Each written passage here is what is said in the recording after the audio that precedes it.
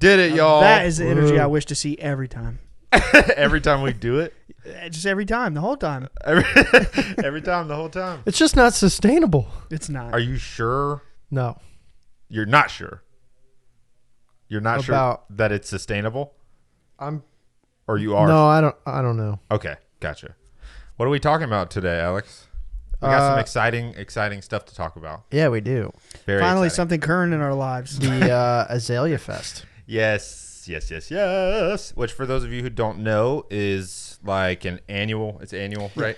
Yes, it's an annual Wilmington festival. This was the 77th annual Azalea Fest. Damn. That, to my understanding, I haven't done any research. I've just lived here for 26 years. Basically celebrates the blooming of the azaleas. And there's very little to do with the azaleas at the actual Can I Azalea just say, Fest. I didn't see a single azalea. Now, keep in mind, Nick, where we were was just the street fair. Right. Oh. There are many aspects to the Azalea Festival. Oh. Around town? One of the major aspects of the Azalea Festival is the garden party. The garden party takes place at Airlie Gardens. And this is a big who's who of the business world in Wilmington. So basically, you have to be somebody or have some business to get a ticket. So they're in the garden doing tight business deals. No, they're in the garden getting loaded. Oh. That's Yes. epic. Yes. That's epic. And then from there, the garden party ends and people go on their way, mostly to the beach bars and the boats and the what have yous, and continue the party. The cops were out too. Did y'all notice? Yes. Oh, yeah. There were are speed out. traps everywhere, bro. Oh, yeah. Yes. Especially because Riceville Beach.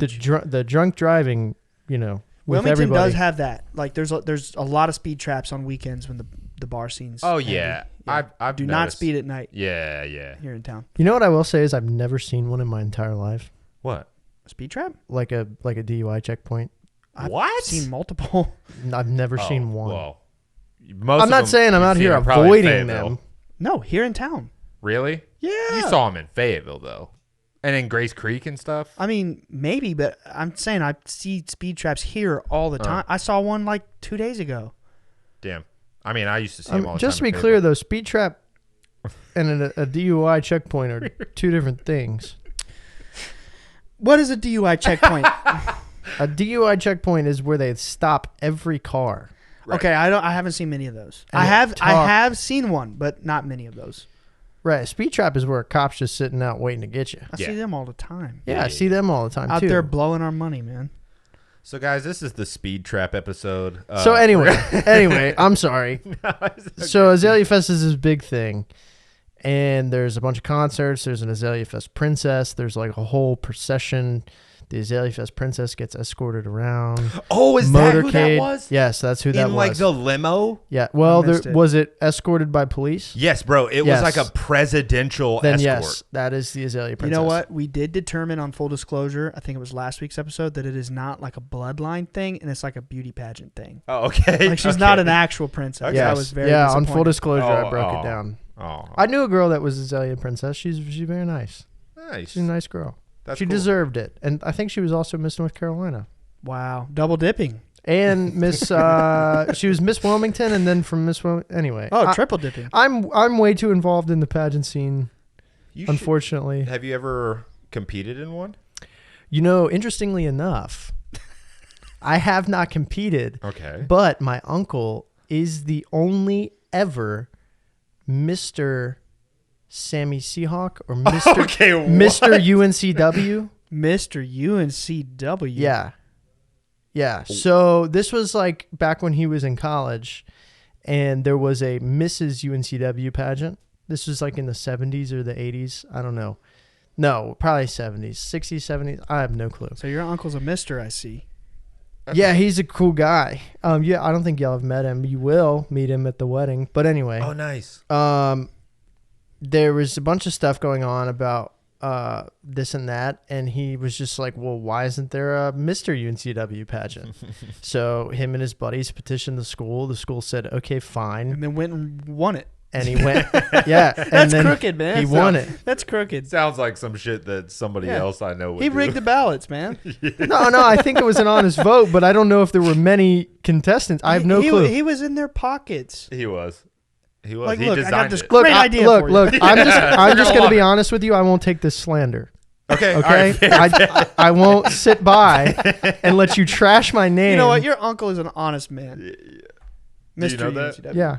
Okay. Cool. Anyway, so that's the Azalea Festival. Nick, what were we doing at it? Yeah, it was so awesome. It was so amazing. So Ryan, how did the whole how it fell together? Yeah, how did it come together? Okay. Because for those of you that don't know, Chris Sr. did a UFO of God booth at the Azalea Festival. There's like hundreds of tents. Like Alex said, there's street fair downtown, and it's like literally hundreds of tents. And it kind of was reminiscent of a carnival to me. I mean, there was like tons of fried food booths. But anyway, so last October, Dad came to town. I think he just wanted to come and hang out and do the River Fest, and they had heard about it. And I was like, okay, cool. Never really been to any serious not UNC, Wilmington Festival. Mm-hmm. Now, during the summer, there's a farmer's market like pretty much every Saturday. So I've been to lots of those, and it's the same thing, but way smaller. So I was like, oh, this is pretty cool.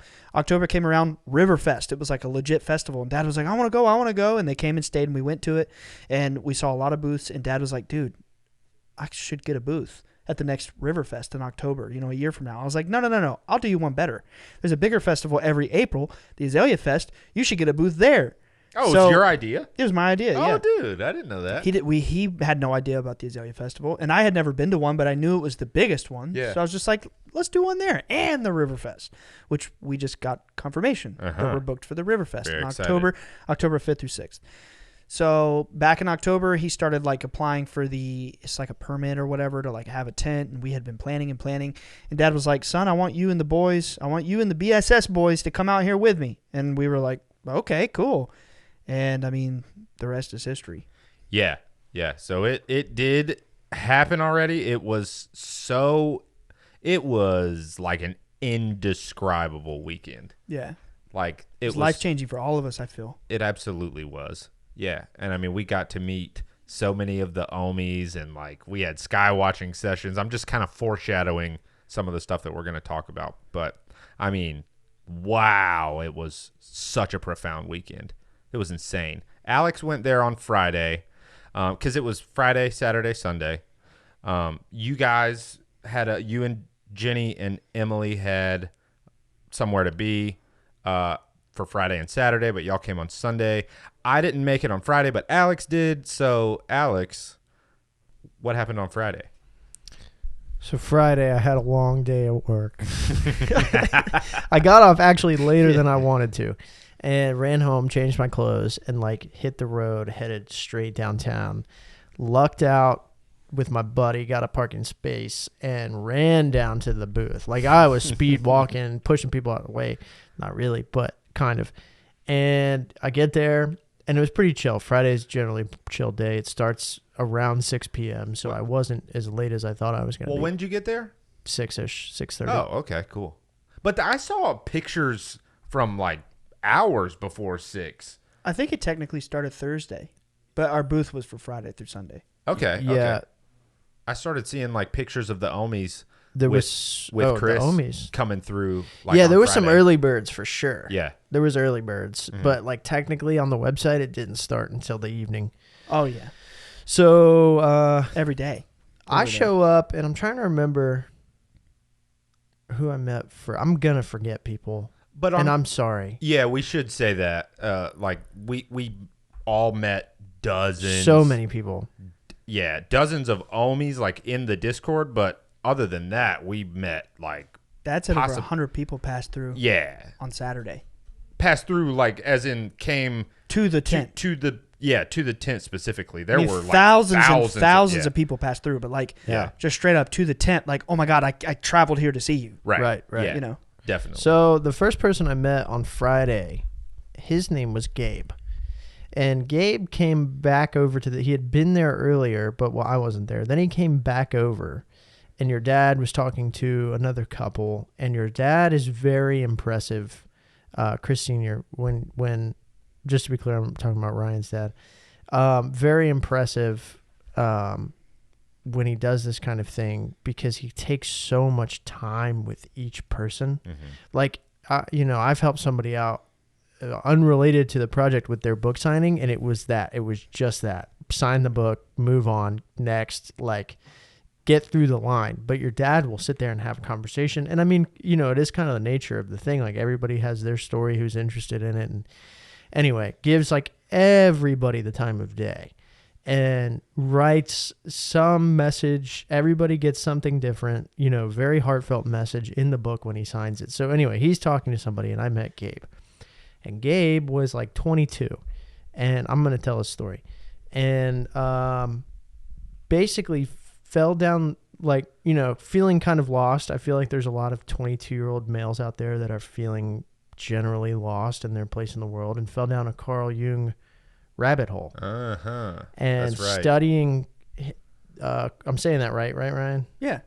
Studying Carl Jung, found your dad on a podcast and became a big fan of your dad. Oh. Had no clue about the show. I went on a Carl Jung podcast. Really? Yeah. Me and Jenny, actually. Which one? Oh, I think it's called Speaking of Jung. Oh, cool. Dude, it was years ago. That's cool. So anyway, that's his whole thing. Probably how. Yeah, and he was telling me about the stages. Does that ring a bell? Like stages of life, or like the hero's journey. Yeah. Oh, yeah. The hero's journey. Oh, yeah. That's what it You was. talked about that a lot. So he was like telling me where he was in the hero's journey, and then he found your dad and started studying your dad, came all the way from Tampa, Florida to see your dad. And so I'm sitting there at the tent like, oh, what's up, man? Like, you're about my age, whatever. We start chopping it up. And I'm like, you know about our show, right? And he's like, no. Which was so cool to me because I'm like, dude, you're going to love this. Yeah. Wait till I tell you. Right. So we talked about the show a little bit, and then we just kind of went back and forth. And he ended up hanging out at the booth for like The whole weekend, hour. pretty much. The whole weekend. Yeah. But like that night, I mean, he was coming to say goodbye. Yeah. And ended up staying there like another 2 hours. He was with his mom, came all the way from Tampa. They were so cool. Oh, dude. Such cool people. They were the coolest. Big shout out, Gabe. Yeah. We got to meet his mom. His mom is they're both so like, sweet. Yes. The oh my relationship God. is beautiful. Yeah. Like, exactly how you would want a mother-son relationship to Oh, be. totally. They're like they seem like best friends. Yeah. Yeah. So I hope he's listening to the show. I do too. Shout out Gabe if you Shout are out listening. Gabe. Shout out Gabe. That We got was to meet super for cool. 5 minutes. As I was arriving, he had to fly away. Right. So I didn't. Yeah. Unfortunately, I didn't get the opportunity to. And his hang out with Uber him. was there on the block, and he still just wanted to talk to us and like did not want to get in the Uber. That was cool. Yeah. No, it was dope. So Friday night kind of continues to move. I met another couple, and I remember his name is Sean, and I cannot remember her name. And anyway, she had a hitchhiker. She was there all weekend. She was really bummed because she walked up after we had seen orbs. So anyway, let me back up. We're hanging out. There's a couple people at the tent, and the orbs start popping off just like across the street and above the building from the tent, right? And I mean, there's tons of light pollution, people walking back and forth. You've got drunk people stumbling up and down the street, and here go the orbs just for the people at the tent that were there to see them. And it was so cool. And then this couple pulls up later, and she's bummed because she missed it. And then anyway, I started talking to Chris. I started talking to him, and that was pretty cool. And there was other people there. I'm just like trying to recall, and it might hit me later. But that was Friday. Had a first semi sky watching in the city event. Yeah. And like just a little bit of foreshadowing. I mean, there were orbs every night. Yeah. There was a crowd of people kind of with Chris kind of like Constant. Yeah, with Chris We kind had, of like, guiding them. Everybody was hanging out at our tent. Oh yeah. Yeah, if they were here for us. Yeah. Meanwhile, there was chatter of a skywatch on Sunday night Right. because guerrilla style, I had been organizing one in the Discord the week of, saying, hey, if the weather's good, we're going to skywatch on Sunday night. So people were asking questions. Is there going to be a skywatch? Is there going to be a skywatch? So. Oh, and I was totally like, you're coming out Sunday, right? They're They're like, yeah. Or if they didn't know, they're like, no, it's Sunday. Yep. Yeah. I said that to like every person that I got a chance to talk to. Like, you coming on Sunday? and some of them knew, some of them didn't. But so, yeah, then Saturday we went, and I mean, we got there pretty much like right when it opened up, and it was literally like 12 hours straight of just one after another, like people walking up. Dude, there were Omies that like would spot each other in the crowd, like wearing like a hat or a shirt or something, and they would like link up, and then they were like best friends for the entire weekend. And the coolest probably the coolest example of that was Corey and Chester. Yeah, shout out Corey and Chester. Shout out Corey and Chester. Shout out. Yes. And she told me the story that he was in the middle of the street. Chester was looking on his phone on the map trying to get to the corner we were on.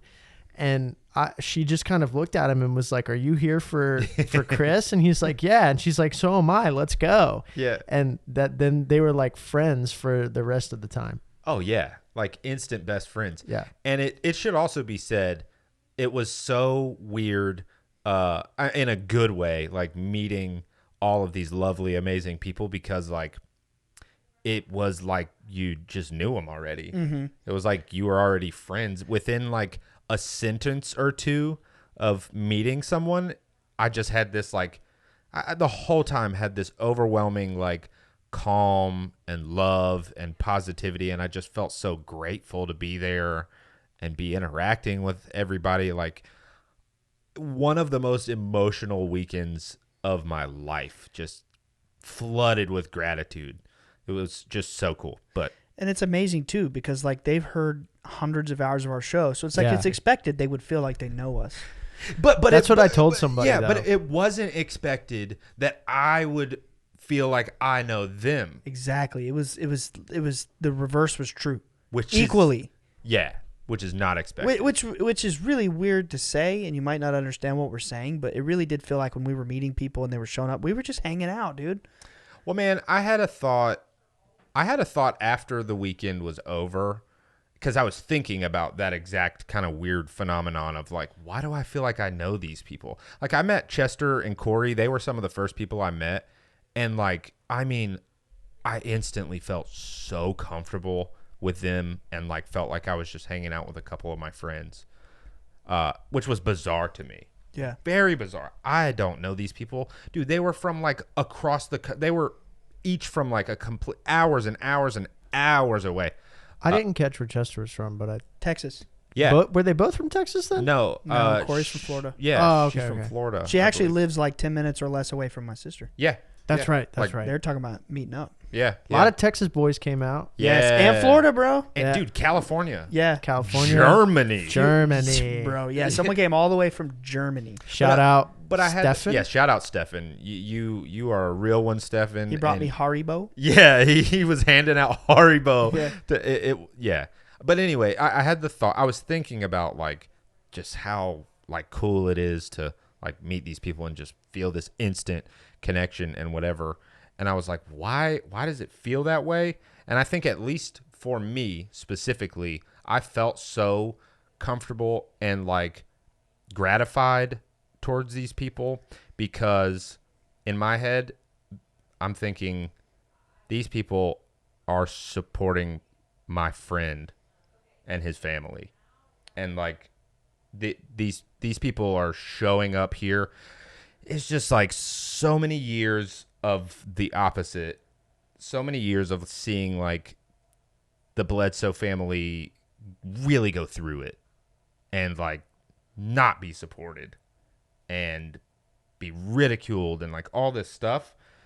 And now here I am standing in the middle of the street in Wilmington, surrounded by BSS hats and shirts. It was pretty trippy to see that. It really was so trippy. Yeah. And yeah, that's maybe that's why for me, I don't know, that I had a feeling that like maybe it's because of that.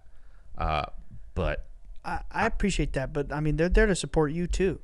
Yeah, I mean, yes, absolutely, for sure. And I had people were just so nice. I think I think my favorite compliment that I received over the weekend was that Zeke and Brent. Remember Brent with the test and everything? Yeah. Brent. Yeah.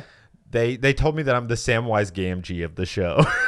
Dude, we've kind of made jokes about that in private though. We're like Sam and Frodo, and he's freaking come on, he's Gollum. Oh my god! Hey, you can't take offense to that. You haven't seen it. That's true, bro. You don't know. But I know who that character is. Yeah, but you don't know what happens. You don't know what happens. That's fine. If you did, Nah, he's really Aragorn. If we're Sam and Frodo, he's Aragorn. All right, that one's lost. Dude, on me. bro. that's it's the highest. It's the compliment. best guy you could have gotten. You're the fucking king. The alpha Chad. Oh, I mean, with that makes sense. with the sword, and he's Yeah. just the badass. Yeah, bro. you're the king, bro. Yeah, you're Aragorn, bro. Well, If we're Sam and Frodo, you are certainly Aragorn. Yes. okay. Yes. Can I talk about how this affected me? Sure. Please. I didn't really think I'd be called a king today. All right. No, I'm kidding. Take it away. No. So, kind of going off of what you said, Nick, I feel like every time I open up to somebody and explain what I do, the podcast, that's what I mean. And I feel like you have to tell them, and then I'm like immediately on defense because I'm getting ready to defend myself against whatever they're going to say. So I not that people always say negative things. A lot of people, especially because I don't tell everybody, a lot of people are like, okay, that's cool, right? No follow-up. But I tell people, I mean, even my own family, right? You tell them and then you're immediately on the defense. And it was just so comforting being around all of these people who just get it and who are and who know about the show and who love the show and Traveled far and wide. just get it. And so there was no defense. It was all just being yourself and being like everybody super nice to each other, super loving. People were getting other people drinks.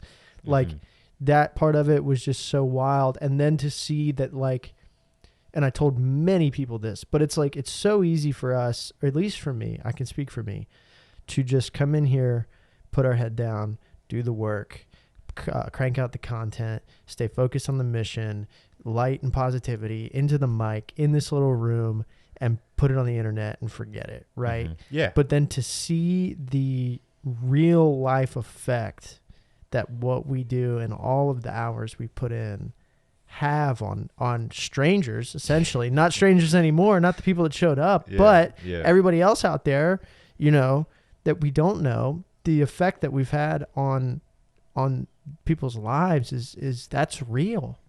That's not fake internet stuff. That's like real. And to hear that and to see people walking around with the merchandise to just further support that message is just like, I don't have the words or the feelings to describe like how that makes me feel. You know what I mean? That it's just so moving. That really hit me when I met Corey.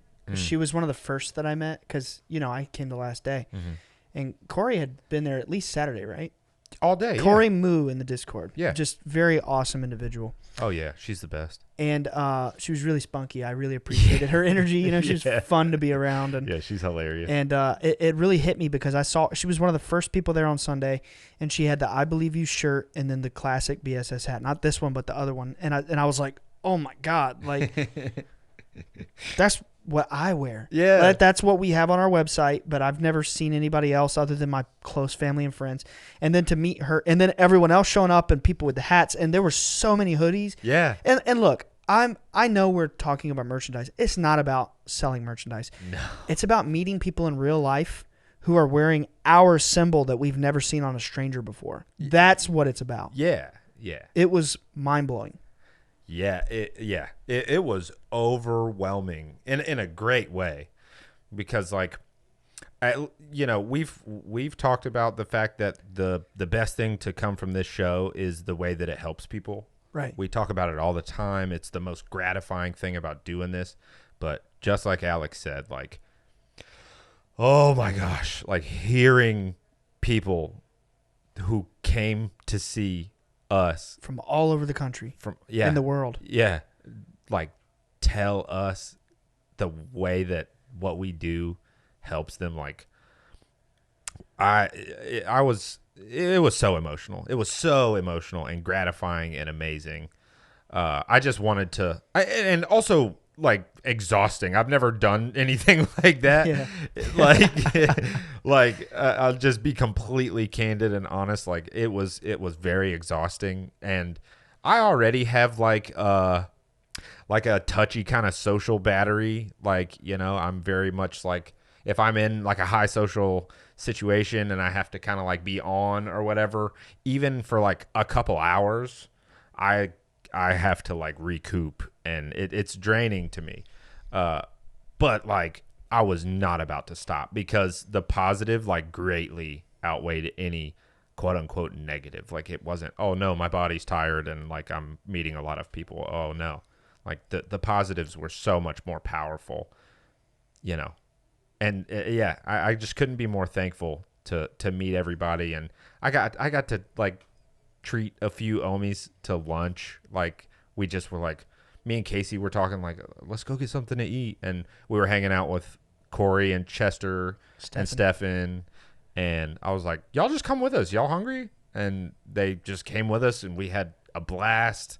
It was really awesome. Like, and then, you know, the other really cool thing is usually when I have somebody that's like really pumped to show me like a crazy orb video or like something kind of adjacent to that or whatever, it's like us. It's like our kind of circle. Right. Like it's you and your family. It's Alex. It's like, it's, you know, friends we've known our whole lives who have been like into this subject for a long time. But then it's like hearing other people's experiences and seeing like pictures that other people have gotten.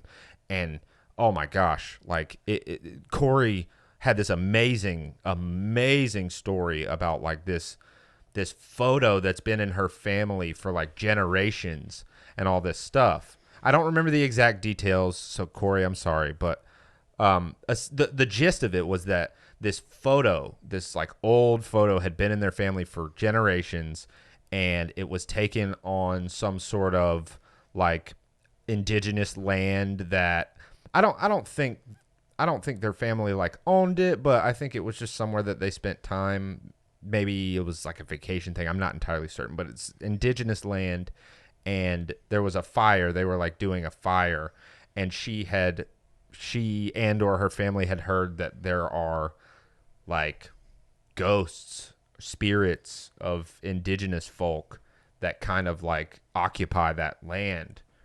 And she showed me this photo that was taken that passed down in their family, of a fire, like a bonfire. And she's telling me all this and whatever, and I'm like listening, and I'm like, whoa, where's this going? This is cool, all this stuff. And then I can tell she's like getting ready to show me a photo, so I'm thinking like, what is this going to be? And I can also tell that she's like really trying to explain it so that I get it. And when she showed it to me, I instantly saw what it was like supposed to be, what she was trying to show me. It was like it could not have been a more perfect silhouette of a person running with like a hatchet in their hand. Oh, damn, I didn't see this. Like a straight up like hatchet or like tomahawk. I'm gonna message her and ask her if she'll send me this. Dude, it even had a face. Wow. This is like an old film photo. Like Right. she took a picture of it with her phone, and like, you know, it was so clear cut. And then everyone had stories. Everyone had stories about experiences or things that they've seen, and like, God, it was so cool. So then, yeah, we just had such an incredible day, met so many amazing people. We got to meet, big shout out to Pia and Jack. Yes. They came all the way from, I think, San Diego. It's right by it, a small town by it. All the way from there. And they are just like oh my God, they were so sweet, so nice, so supportive, and had like stories of their own. And there was actually a story, I'm going to have to find it, so y'all give me a minute. But there was a story about something that Pia experienced at the Azalea Festival that she wanted me to share on the show. Well, while you're looking for that, I'll catch up a little bit. So we're still getting into Friday night, and meanwhile I'm in Charlotte, which is basically 4 hours away, and I'm at a wedding, and I was happy to be at the wedding. I wasn't like regretting going, but a part of me was like, dang, I wish I could be there the whole time. I was really feeling FOMO, but deep down inside, to be honest with you guys, I haven't told you all this, but I knew that I was not meant to be there, but that y'all would first, because, you know, this isn't the first rodeo for me. I mean, the Dad's documentary came out when I was 15, and I really have met a lot of people in person who have heard our story. Now, granted, Azalea Festival was the best experience of my life, and it was beyond anything I've experienced. But in my head, I was like, this isn't my first rodeo. I want them to have an experience.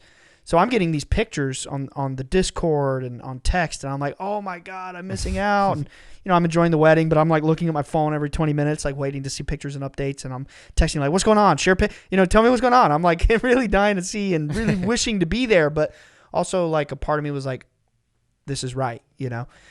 And I start getting all these texts from you guys on Saturday. And I think like the second it got dark each day, it was like, boom, orbs are here. And you guys are, you know, sending me pictures, sending me videos, whatever. And yeah, so anyway, did you end up finding it? Yes, I did. Nick, yeah. can I interrupt you real quick? Please. So, Nick, do you remember the two gentlemen that came from Texas? I do. The names, it was Mike?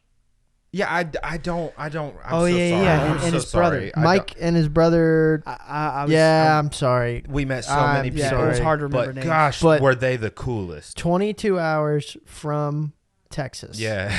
To come here, and they were just stoked. Like, I had such a blast talking to them, Yeah. and I'm pretty sure it's Mike. If it's not Mike, you please let me know it's not Mike. Anyway, no, he was telling me a story when they left at the butt crack of dawn to leave Texas, and they're driving out of their driveway, and this hawk swoops down in front of the car. Right. And this same thing happened to me and your dad, Ryan, on the way to the Heart. And your A hawk. dad goes, Dad is big into hawk symbolism. and your dad goes, that's a good omen. Today's going to be a good day. And I was like, I completely agree. So I told him that when he told me the story. I was like, that's awesome. It's a blessing for your trip. You're going to have a great time, whatever. And so the day moves on, still broad daylight, because this is going to transition into your story, Nick. Yeah. So broad daylight, I'm hanging out at the tent, talking to some other people, and I look up, and right above his head is this hawk circling. And I ran over to him and tapped him on the shoulder and said, look.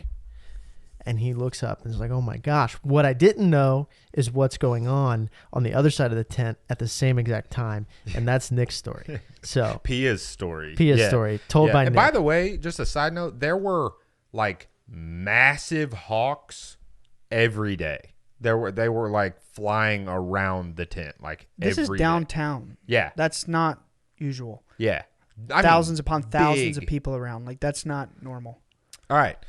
So I'm going to share this story. Thank you so much, Pia, for allowing us to share this story with everybody. It's really, truly inspiring and incredible. So this is what Pia sent in the Discord, shared to the Discord.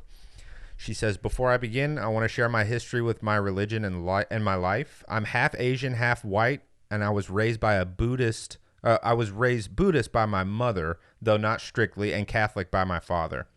I was baptized and received communion, but I had no real belief in either religion. I have a disability called CMT disease and will never forget crying out to the stars, to God, to whoever was listening, to please heal me and make my life easier. After doing this for a while, I lost all hope in God. I had both hips replaced when I was 8 years old and was in a body cast for 7 months.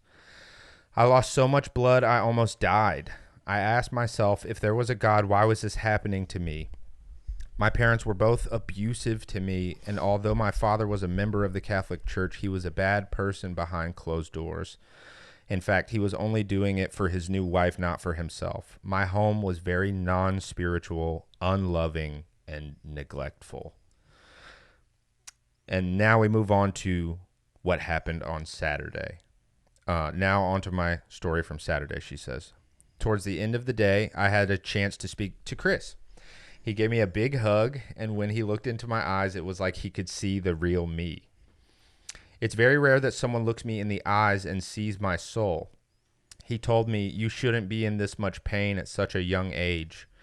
I tried very hard to hold back tears because even though he didn't know me or my life, he completely understood.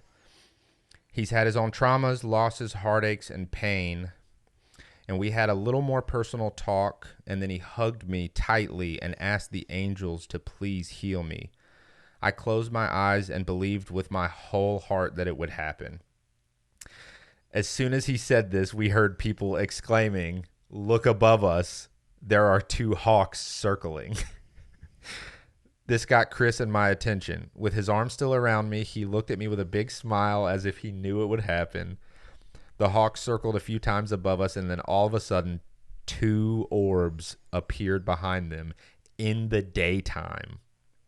They came in and out of visibility. They were bright and seemingly white. They appeared multiple times in and out. Oh, I read it again. I couldn't believe it, she says.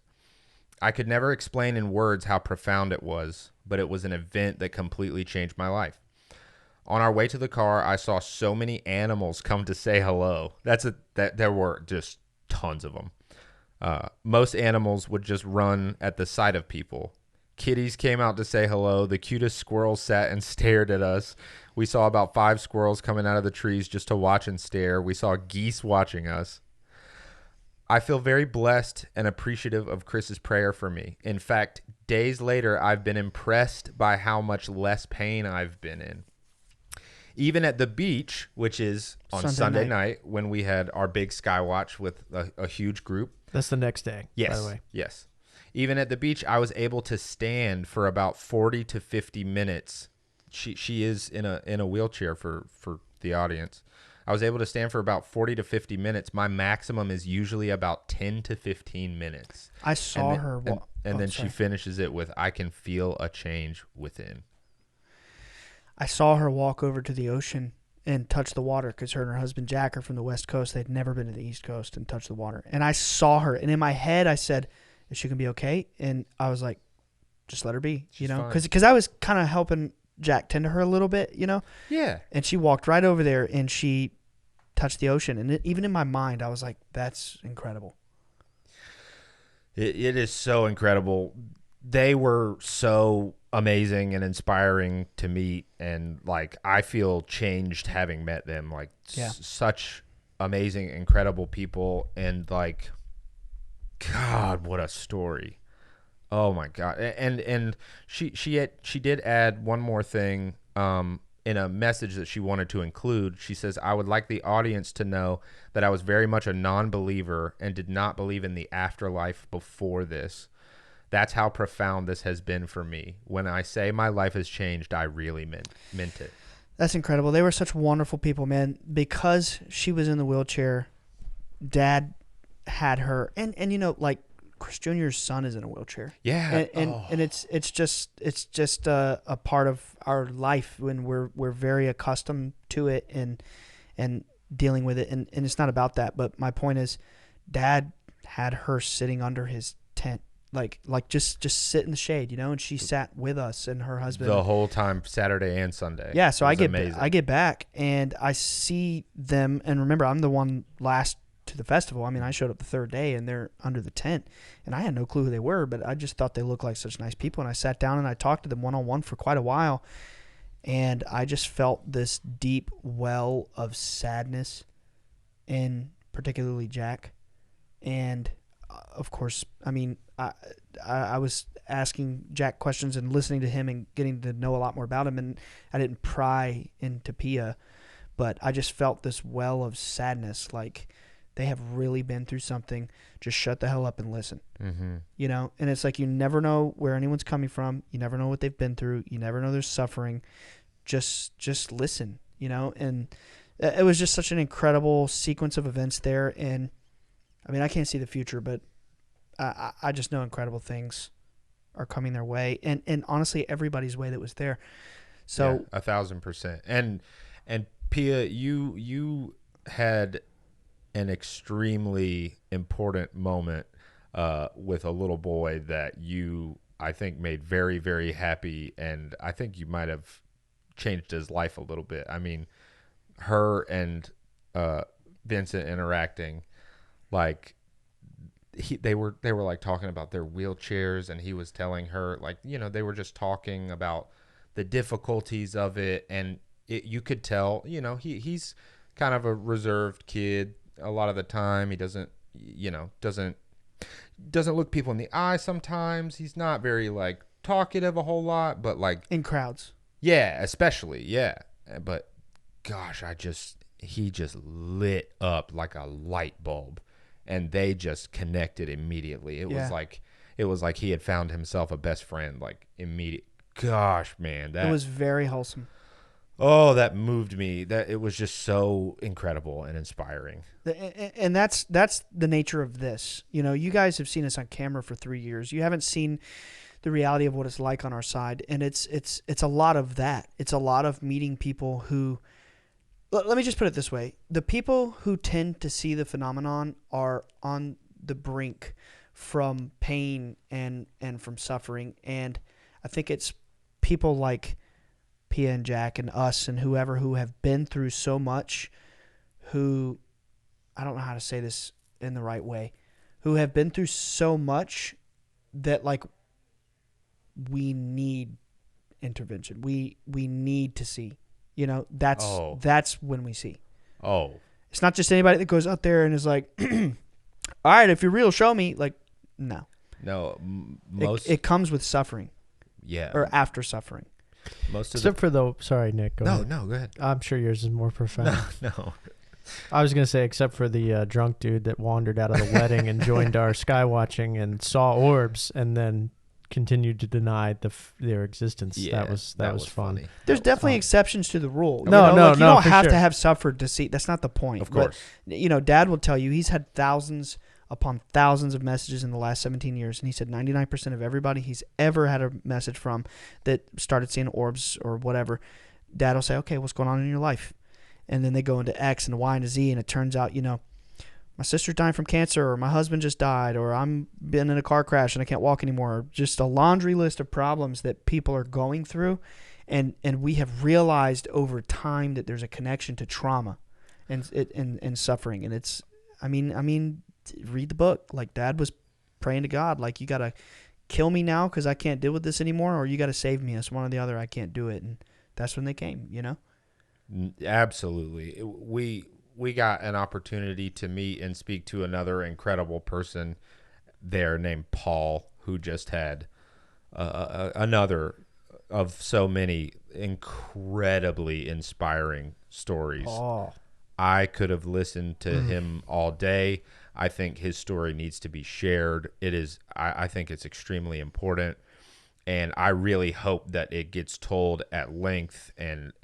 But the cliff notes of it are essentially that he found himself in just a horrible place in life. It really, really bad on drugs and homeless, and For 5 years. For 5 years, just separated completely from his family, his children, everyone. I mean, he was completely alone and on the street and like, strung out. And he described this stunning experience years before he knew the name Chris Bledsoe or anything about this phenomenon in any way whatsoever. Told this incredible story of just a really extremely dark night that he had, where he was really like ODing, like he was, and thought that he wasn't gonna make it, and he saw all he could do was look at the doorknob in the room, and there was a light kind of like glinting off of it, and everything else in the room was going dark. He thought he was dying. The only thing that he could do was look at that light in the doorknob, and it moved closer to him and got bigger, and eventually became a woman dressed in Egyptian clothing. No. Sorry. No, correct me, please. The doorknob became the demon. Oh, you're right. And the demon that he was feeding with his negative actions. You're right. Wow. And yes. the demon was basically growing stronger because of what he was doing. Full disclosure, I did not have the opportunity to hear his story. So please. Well, we're going to fill you in because I do think there's a lot of similarity. He has a lot of A stories, lot of and there's a lot of similarities.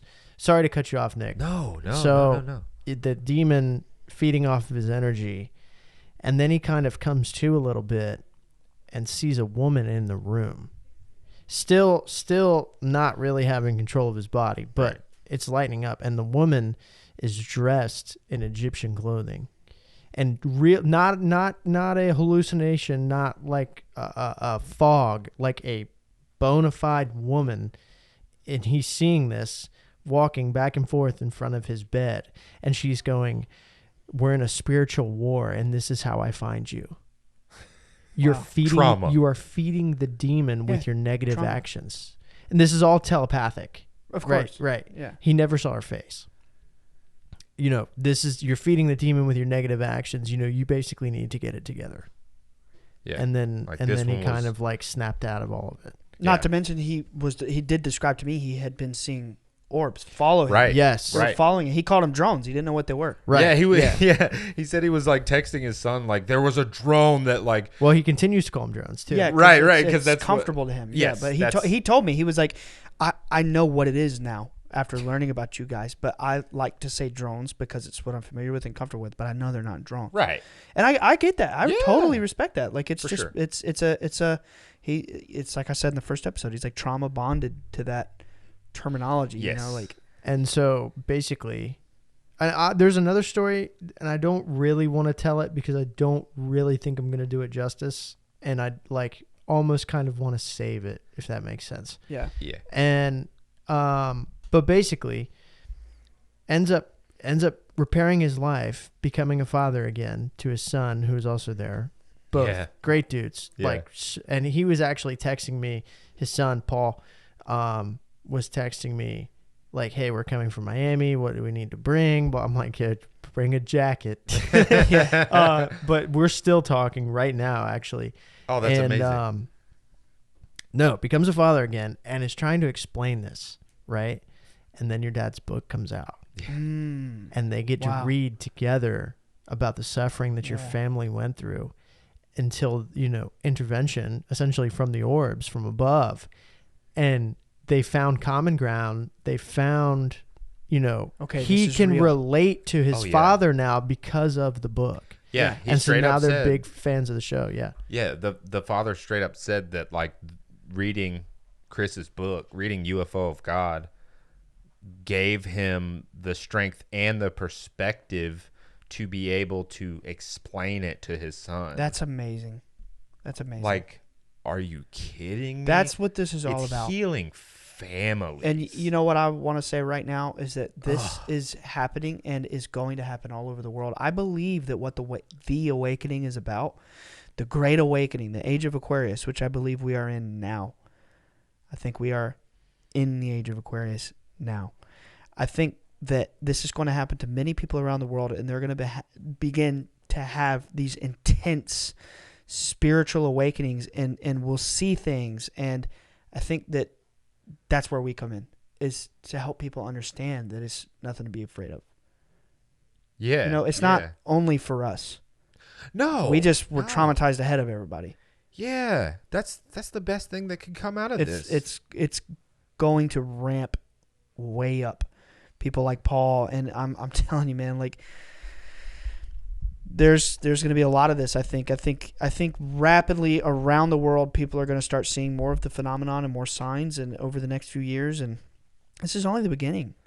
No, absolutely. Absolutely. It's just a different animal when you're hearing this stuff in person. Yeah, It's shocking. Oh man. It's shocking. It's overwhelming, but it's just reaffirming that I'm just very glad to It's be like involved. Alex said. It's like we sit here, every week now. Used to be every other weekend, 3 times, 3 episodes a night. But now it's every week. We sit here, and we talk to the camera. There's nobody in the room but us 3, and we put it out on the internet. And we're shadow banned. We have no clue how many people are really actually listening. And for 3 years, we're grinding. And the 3 of us are just like, we believe in this mission. Let's do it no matter what. It's not about this. It's not about that. It's about telling the story, telling the message. We keep doing it. And then boom, we're face to face with 70 to 100 people who are like, you've changed my life, dude. I'm seeing this and this is happening to me and this. It's like, oh my God, like there are real people out there. Yeah. Not just YouTube comments, real people hugging me and laughing with me and crying with me. And we're sharing these magnificent moments and we're looking at the sky together and we're all in joy and wonder at the heavens. It's like, oh my God, dude, like there is no going back. No, not at You all. Not at all. Yeah, it was incredible. I gotta tell y'all, getting asked to sign a book is crazy. That was pretty wild. Someone asked me, Signing and stuff was I pretty think it crazy. was Skippy. And he's like, Shout out shout out Skippy, to dude. he was the Man. first. And he was like, will you sign my book? I said, why? Well, I'm just a dude. You know, like, come on, man. No, that was really cool. Skippy, his lovely wife, got off wife work. Katie. Yeah, Katie. They gosh, like they are so cool.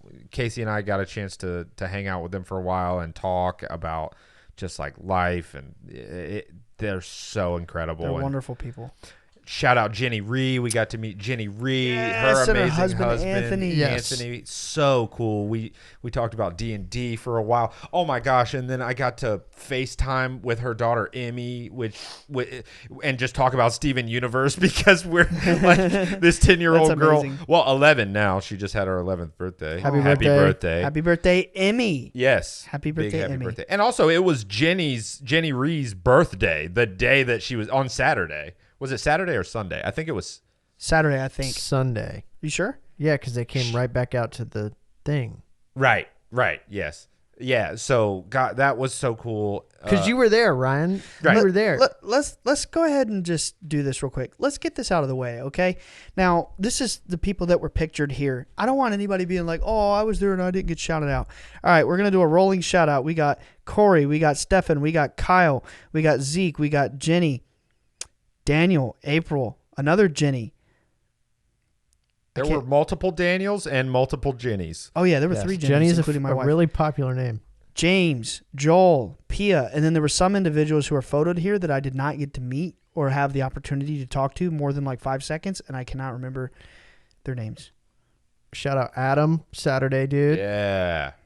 Adam. Oh, and I also want to give a big shout out, not pictured, to Colette and her husband, Jesse. Yeah. Me and Olivia talked to them for quite some time on Sunday. Super awesome people. Super beautiful family. They've done a great job. And I just want to give a shout out here that they've really kind of opened me and Olivia's eyes to some things and gave us more confidence with some things we were wrestling with when it comes to like starting a family. So I don't want to be super like, Amazing. That's forward so about it, cool. but thank you very much for that. Yeah, they were awesome people. Yeah. Colette and Jesse and their daughters, Matilda and Georgia. Yeah. Go ahead with the names, Ryan. Yeah, Nice. And there's many people. I mean, dude, that was a photo of about. We had 70 people on the beach. So let's get to that. But before we get to that, I wanted to finish a thought I had earlier, because I don't feel like it was complete enough. I wanted to talk a little bit more about the suffering. I'm not trying to wish suffering on people. I'm not saying that you should want to suffer to see the phenomenon. That is not what this is about. What I'm trying to say is I think that the people who have suffered the most are the ones that the miracles occur around the most, right? Right. Like, I want to make it very clear. I'm not promoting suffering. I'm not saying, oh, you know, Go out there and get traumatized so you start seeing Yeah. stuff. And Right. it's not a prerequisite. No. it's not the point. But something I have noticed in my life is people who have been through profound suffering and profound trauma, you look at them in the eyes and you can see the deepest kindness. Oh, yeah. People always, I get this comment on the internet all the time, and I've had people tell me in person, your dad just has this twinkle in his eye. He's just so nice. It's like you read earlier, you know, he looked at Pia and he said, you shouldn't be in this much pain at such a young age. You know, he has suffered. He has felt physical pain to the brink of wanting to literally die. Crohn's disease and rheumatoid. He understood her, you know, and Yeah. it's like, that's my point is, you know, to come from so much misery and so much pain, but then the phenomenon occurs. It's like God showing you, like, don't give up. Like, there's a reason for all of this, you know, just keep going and just be positive. And I wanted to say something. Let me think who it was. I think it was, whose book was it that I signed? It was Samara. Shout out Samara. Shout out Samara. Samara was this amazing individual.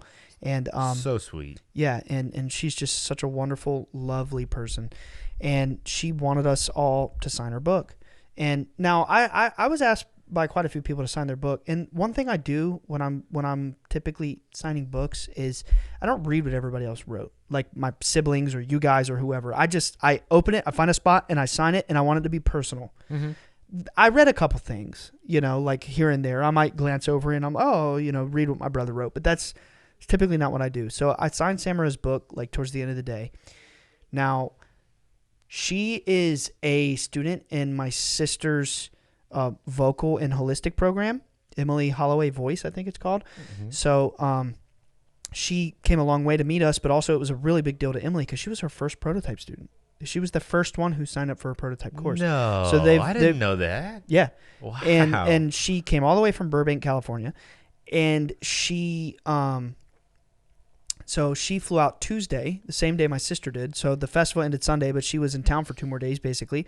So she was like, "Yeah, and I don't want to be, a problem, but if you guys, aren't busy tomorrow night, Monday evening, maybe we could do dinner or something." I was like, "Oh no, we'll hang out. I'll see you tomorrow." It wasn't like, "Bye, thank you for." I was like, "No, I want to see you tomorrow. Like, just link it up with Emily. We'll go to dinner." She comes over at 5. Jenny gets off work, so she shows up right at 5. She didn't leave till 12:30 in the morning. Like, we just hung out, and we had such a great time. And me, as the brother, my sister lives in Florida, so she's staying with me in North Carolina. So I'm like, look, this is a big deal for her. She flew all the way from California to see us, too. It's a big deal for Emily to meet her student, but it's a big deal for Samara because she flew all the way here. I was like, you just come and you just freaking stay. Mm-hmm. And we're just going to hang out, and we're going to vibe, Yeah. And something she told me that night was she said she just had a lot of nice things to say. And she said, "Ryan, every member of your family that signed my book said, stay positive." And I was like, oh, I didn't know that because I didn't read what they wrote. And I was like, well, that makes sense. That's how my dad raised us, Yeah. But I say that to say that my dad has learned that at the end of all this suffering and trial and struggle, I mean, you've read his book. I mean, he held his wife in his arms as she was dying, taking her last breath. He's lived through hell. And he told me in private about a year ago, he said, "Son, my secret to all of this, the thing that if I did not do this, I would not have survived." He said, "I never stopped visualizing a positive outcome in my mind. That's what it's all about."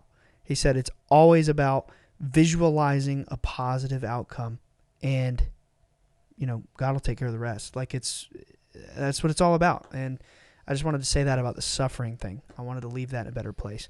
But let's get to Sunday. So we've talked about most of the people that came. I mean, Sunday was incredible. I got there at 9 a.m., got up at 5 o'clock. Wait, real quick. Sorry, before we move on to that, one last experience somebody shared with me. It's a super quick one. Did you know that Stefan had missing time experiences the whole weekend? He told me. Oh yeah. Oh, straight up. You want to know another cool thing about Stefan? What? Stefan is the gentleman that flew all the way from Germany and never been to North America before in his life. Dude, I've been to the town he's from. Really? Cologne. That's cool. I've been there. I brought my grandmother a little teapot from there. That's so cool. It's a really, really cool place. It's the most it's like the biggest cathedral in Europe, I think. Oh wow. Yeah, like the 3 wise men are buried there. But anyway, very cool place. It's a very famous European cathedral called Kölner Dom in Cologne, and he's from a small city. Right, Germany has like the main cities and then the little cities around it, but it's different there. But anyway, I thought that was really cool. I've actually been to the place he's from. That's crazy. What so a wild, yeah. But he told me that he's really into this stuff, and he's listened to other paranormal or supernatural focused podcasts, and he said he listened to one for a while that was about like the Irish Fae and the fairies, because that's a big topic in the spiritual world. And he listened to another one, I can't remember what it was about, and he said when he listened to these other shows, he had weird poltergeist activity in his house, and he started listening to our show and it all went away. Wow. He stopped having weird stuff happen in his house, and he stopped listening to those shows. Wow. He did not tell me that. That is wild. I don't know. Yeah, and then like the missing time stuff is so wild. Tell me about. I never heard any of that. Oh, dude. I mean, there were multiple, but the one that I remember right now is like he was staying at an Airbnb, and he like walked outside very early in the morning, and he was standing there for what he thought was like maybe 10 minutes or so, and went inside, and it had been like 2 hours. At least an hour. He had it on the flight home. I was going to say, on the plane, he messaged us in Discord and said that he had missing time on the plane.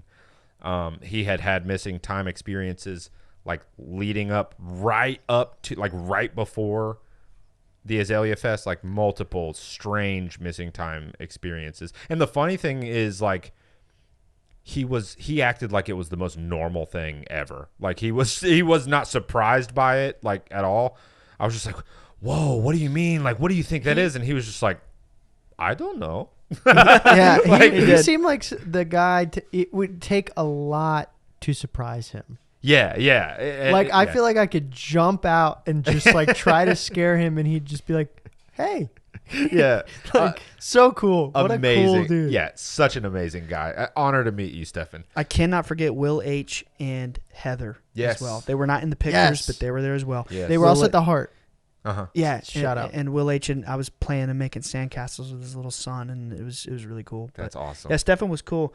I had the honor. I'm so lucky that my wife was born in Germany, and my mother-in-law is German, so I know like literally I know like 1% of the German language, just because I like to be like, what does this mean, so I can tell it to your uncle, you know? Yeah. So when he was about to leave to go home for the night, Sunday night, I said, "Du bist meine Freund und ich hab dich lieb." And he said, "Oh, so sweet.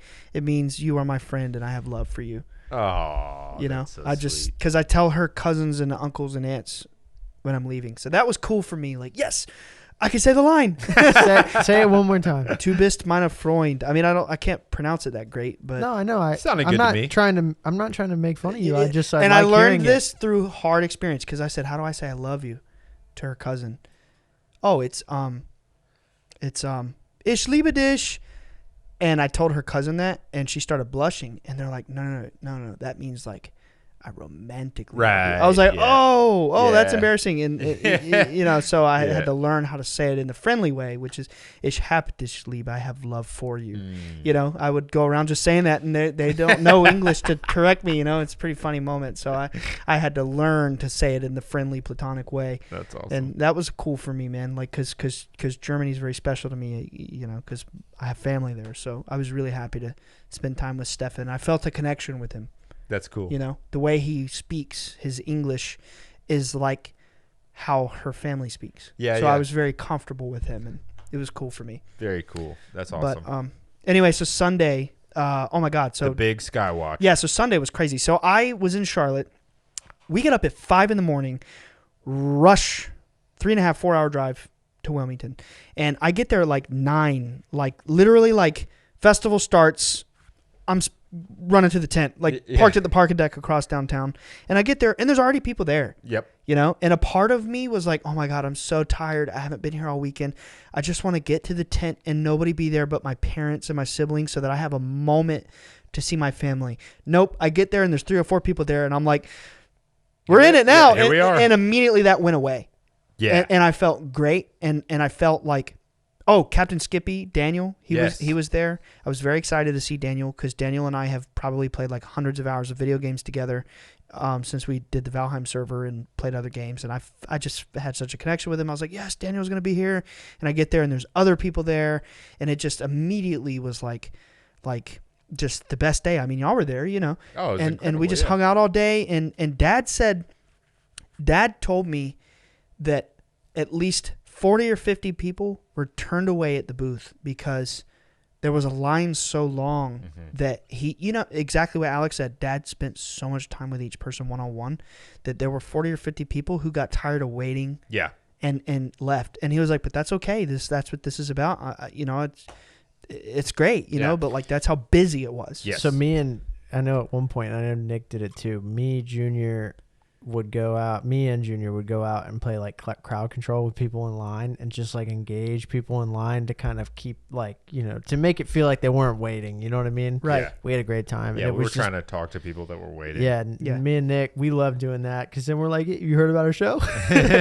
But no, it was so cool to see Junior too.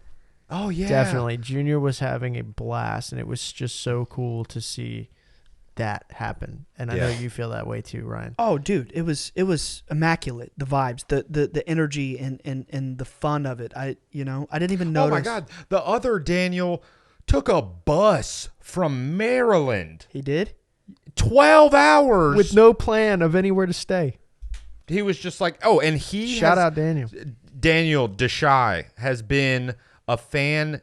He has been watching our show since episode 0. I got his number. Yeah, I'm dude. trying to link up. He's coming. He might come to Wilmington soon too. Episode 0. He heard you on a podcast before when you were saying like, I'm thinking about starting a podcast. Wow. That must have been Tim Foyle hat. No, because I announced it there. Right. So I don't man, know. dude, Dude, But that's before that. crazy. He was cool, man. since episode 0, he won our first ever giveaway. He brought the little That's baggie right. that we. That's right. He had the original bag of crystals that we gave away 3 years ago. Casey saw that little bag and almost cried because she was like, Jenny and I went to the store and picked out the confetti and picked out the crystals and picked out the little bags. Oh my gosh. I was trying to think about what our first giveaway was. He had it in his He hand, had it bro. in his hand. He showed it to us. I saw it. Wow. Yo, and he was dripped Holy out in like crap. it was like a Rurouni Kenshin Sick. like button up anime shirt. Dude, he Sick. was so cool. So cool. He was very cool. I had to get his number, and Yeah. I wish I had more time with him, but he came so late in the day. Yeah. But he told me he might come to Wilmington soon. That's another thing that you just reminded me of. Something that was so incredibly wholesome and none of us expected is, like you said, with Daniel and even with Stefan flying from Germany, he didn't know anybody, and several others. They didn't have a ride figured out, and people stepped up and they just started carpooling and becoming friends. And at the end of the night, Sunday night, when we were all saying goodbye, and I was like, "Yo, Daniel, you ever come to Wilmington?" I got his number. He was like, "Yeah, man, I'm actually going to probably be coming to Wilmington soon." I was like, "For real?" He said, "Yeah, I think I'm going to come see Zeke."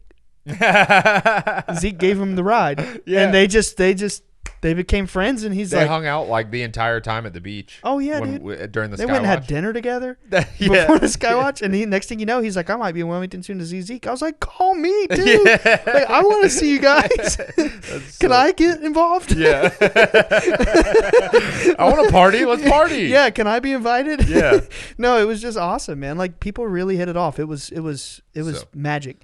yeah. And so sorry. Finally, the big Skywatch. yeah, so blowing through Sunday, I'm not going to go into every moment the whole day, but every time I spoke to somebody, I was like, "You staying through tonight? You staying in town through tonight?" And when people be like, "Yeah," I was like, "Oh, you coming tonight? You coming to the Skywatch?" I probably told 100 people, "You coming to the Skywatch tonight? You coming to the Skywatch tonight?" Some people were like, "Yeah, oh my God, dude, that's why I came." Some people were like, "No, I didn't know about it," because I intentionally wanted it to be a guerrilla thing and not blast it out to the internet. And we ended up having 70 people on the beach. Dude, we don't even have enough time to tell the magnitude of what happened. I mean, where do we begin? 70 people show up. Now, you guys ran a little late, and that's only because we had to tear down the booth. We had to figure out the rides. You guys had to go all the way home, switch cars, come all the way back 20, 25 minutes out. And we had to eat. I mean, Yeah. we're stopped- fashionably late. Right. Yeah. So you guys showed up about 30 minutes or so after everybody got there. But, dude, so I left downtown. We literally rushed down Market Street, hit Arby's on the way. I don't usually eat stuff like that, but I was like, dude, we just need to get there as fast as possible. And I've had like a couple bites to eat all day. Let's just get the easiest thing.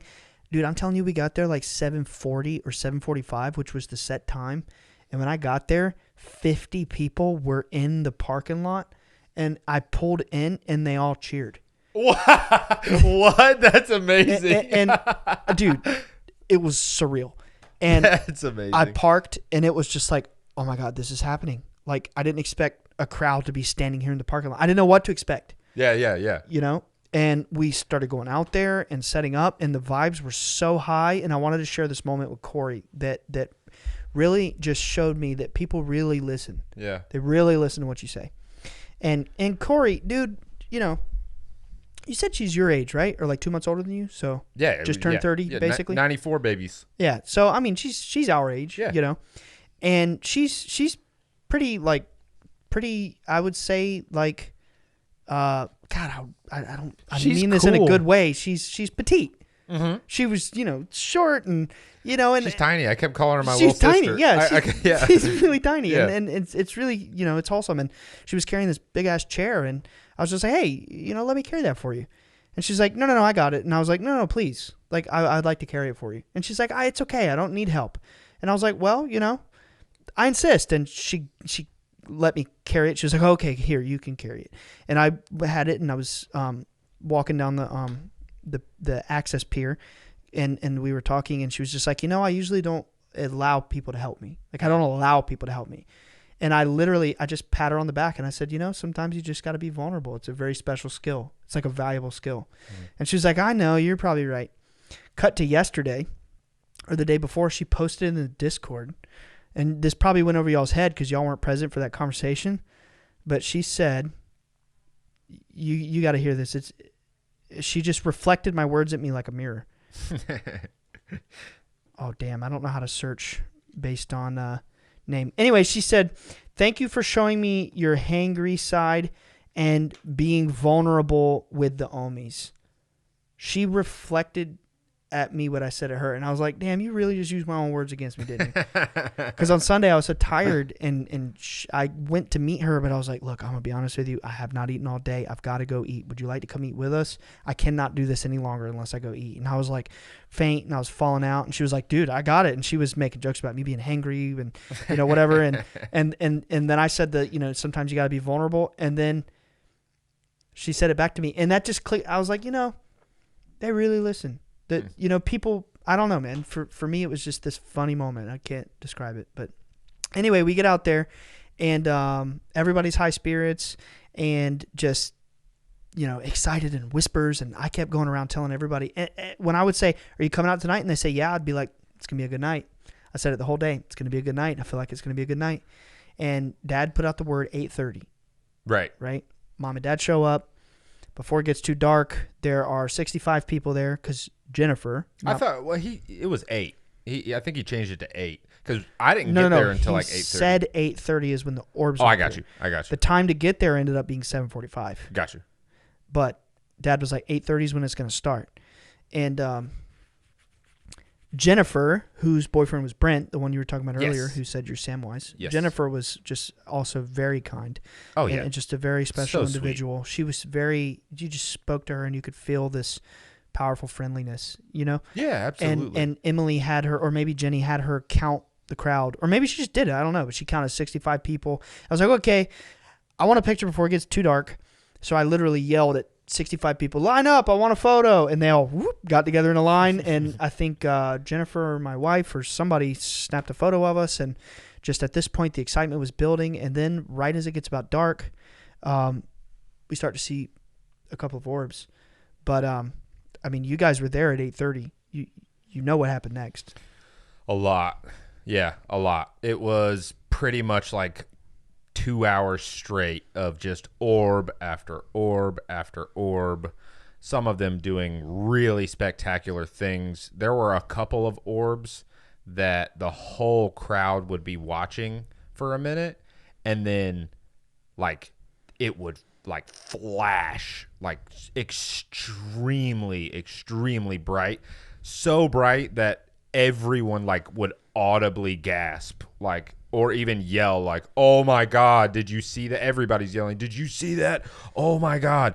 Like, and then like looking at some of the footage, we were looking at some of the footage with your dad right before we came in here to record this from that night, like with the night vision psionic camera.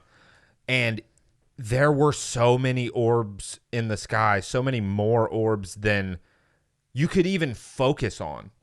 There were so many that you'd be watching one or two or a little cluster of them, and then just out of view, there are so many more flashing and moving and doing weird stuff. And then, dude, some things that I've never seen before. is, when you're sky watching and you're looking for the orbs and you're seeing them, it's so obvious what is an orb, what is a satellite, what is a plane. It starts to, once you're out there for a while, like a good half hour or so, it becomes very clear what's what. But then, dude, they started playing games with us. Mm-hmm. We'd be looking at what we all are like, that's a plane. People are audibly saying like, oh, that's a plane, whatever. We're watching it. It's flashing like the red and green or red and white like a normal plane would or whatever. And then suddenly like it would become one bigger, brighter light that is like orange. And like change direction. Change direction. Oh my gosh. We were all watching one over that was like over the city that was a bright, like orange, yellowish orange light. And it started moving out over the ocean. And then it starts blinking like a plane. And so everybody started saying like, oh, it's a plane, whatever. Everybody starts looking away from that at other things. And then I heard, I think it was Jennifer, who was like, no, look, everybody look. And so Jenny, your wife, and then Casey, they looked and they saw it completely like about faced, turned completely around and just started going the opposite direction, back the way that it came, and was again a single bright yellow light. Yeah. Like it was like there were orbs like trying to make us think that they were planes and then switching in front of our eyes into something else. Oh, dude, not to mention there were ones constantly blinking over the ocean. Oh, yeah. Multiple, and many. in the clouds above the ocean, and then they would shoot down to the ocean, and they would blink, and then they would split up and blink into multiple. We have, crazy video from it. Dad posted some of those on Instagram. Yeah, one was blinking like right over the horizon and blinking like red, and everybody's thinking like, what is that? Is it an orb? Is it a boat? Is it what? It's like moving, and so that was weird. And then it shoots into the sky. Yeah. Like, what? One orb came off the ocean, went up into the sky over our head, and it was dim over our head. And then it got so bright that all 70 people screamed. Oh, yeah. Oh, my God. And everybody erupted into clapping. Yeah, I called it clapter. But clapter. Yeah, erupted into clapter. Just started clapping. And, dude, listen, in my whole life, I have seen one orb brighter than that. Of all the orbs, I have seen one brighter than that. It was bright. It was shocking. Yes. It was a miracle. Yeah. It was. Everyone screamed. It was unbelievable. It was profound. Dude, there were like clusters of like 2 or 3 orbs that would be going in a direction and then would start like twirling around each other like they were chasing each other. Yeah. Some of the craziest stuff I've ever seen in my life. Me too, dude. Ever. Like, honestly, man. like that night humbled me. Like, I say it on the show sometimes. It's like, you get used to it, and then every now and then phenomenon will come in and shake you up and be like, okay, you're not used to it again. Yeah. That night was that for me. I think it was intentional. Like, especially with all the, look at me, I'm a plane. And then like, it's like, you think you know what it is. That was the lesson. It was like, you think you know what we are, but you don't. Yeah. I feel like that happened because, listen, this is the biggest crowd that we have ever skywatched with in one moment. 70 plus people, and everybody there with their hearts and minds together, putting their will up to the universe, saying, please show me a sign, and Dad's leading them in prayer. And it was just miracles happen. And my mind keeps going towards what would happen if there was 1,000 people.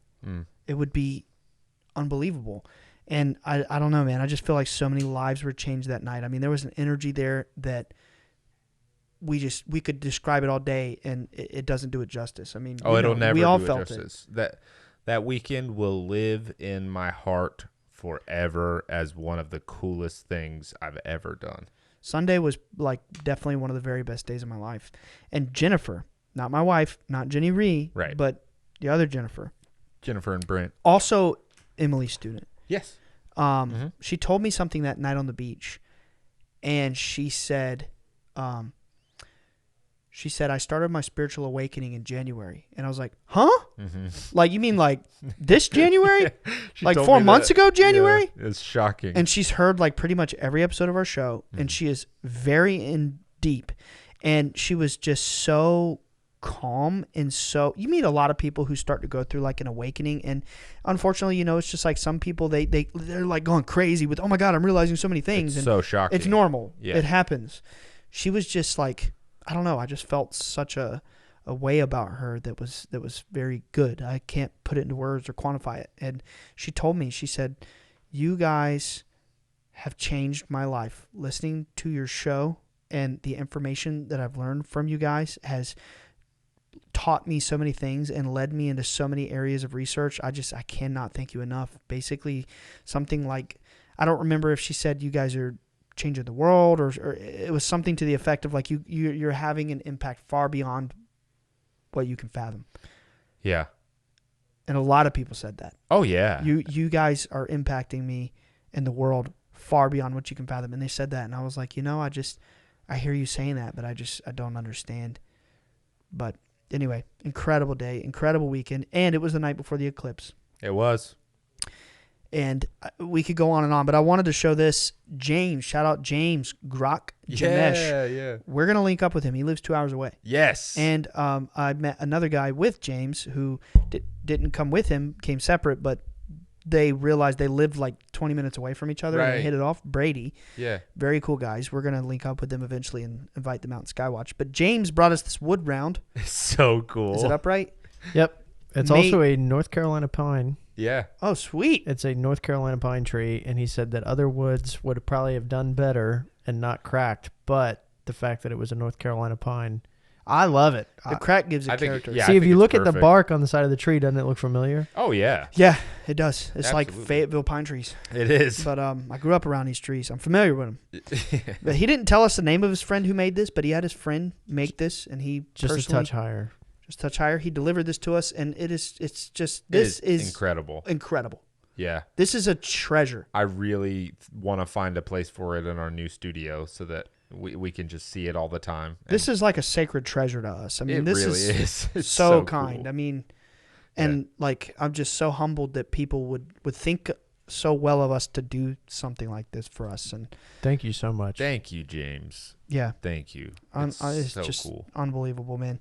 And the last thing that I want to say is I think that it was no coincidence that on the episode with Chris Jr. we talked about what happened Easter weekend, and that was 1 week before the Azalea Festival. And Dad he's been living with me for a while, so we've pretty much been together every day in the last month.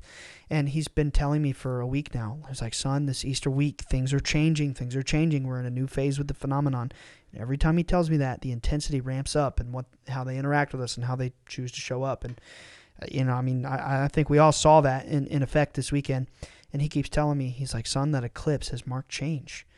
It's Aquarius. Like, the shift is happening. Like, we are shifting now. Like, it's happening, and it was marked by the eclipse. The day of the eclipse, Junior saw a UFO in the daytime during the eclipse. And then last night, which was Wednesday, because we're recording this today, Thursday, the 11th, 3 days after the eclipse, we walked out of my garage at my new house that my dad, my brother, and our buddy Derek, who you guys will be hearing from soon. He was supposed to be tonight's episode, but we had to do Azalea Fest. The four of us walked outside, and we saw the craziest orb. Oh, yeah. And I put it on my Instagram story. I'll probably end up posting it later. It won't be on my story by the time this comes out, but it's just genuinely one of the craziest orbs I've ever seen. It looks kind of like our sigil. It kind of does. It kind of does. I didn't think about that. There are like multiple times, especially when you were slowing it down and going frame by frame. There was a couple times I was like, that looks a lot like the sigil. Yeah, that's weird. It was like a triangle, and it was like yellow. And then there were multiple times it kind of looked dark in the middle. That's weird, man. I didn't think about that. And it's over our new studio. I know. Yeah, true, at the house. But I'm just saying, crazy times ahead. Wonderful things are happening, magical things. And I just think we're incredibly blessed, and like there's no turning back, man. I mean, even if for those 70 people that came from all over the world just to hang out with us that one night, we'll do it for them. Absolutely. Forever. Absolutely. I feel so blessed and honored to have met every single person that I met. I love each and every one of you with my whole heart. And the people that weren't able to make it, I love you too. If you are listening to this, I love you and thank you so much. And I hope I do get to meet you all one day. That would be so cool. I remember 2 more names that I had to shout out. Gavatomic Particles in our Discord, and Justin Struble. Struble. Oh, yeah. Shout out Big to those shout out. wonderful individuals. Yeah. They are some very cool people that we met at the Azalea Festival. And Justin Struble is a visionary artist. And you guys should check out J_Struble_art_ on Instagram, and you will not be freaking disappointed.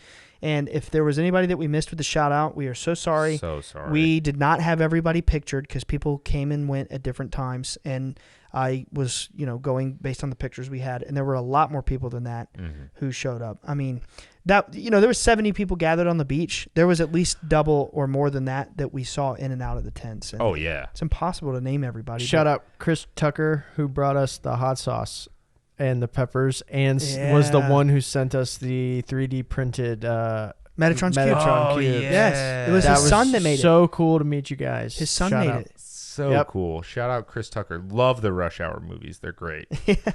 Alex, any closing thoughts? I hate going last. Stay positive. How do I follow up? Stay positive. That's good. Yeah? That's it. All right. Yeah. All right. Thank you all. We love you. Peace. Bye, guys. Bye, guys. Thank you so much for watching. If you want to see more, check out our other videos. And before you go, don't forget to subscribe. See you next week. Peace.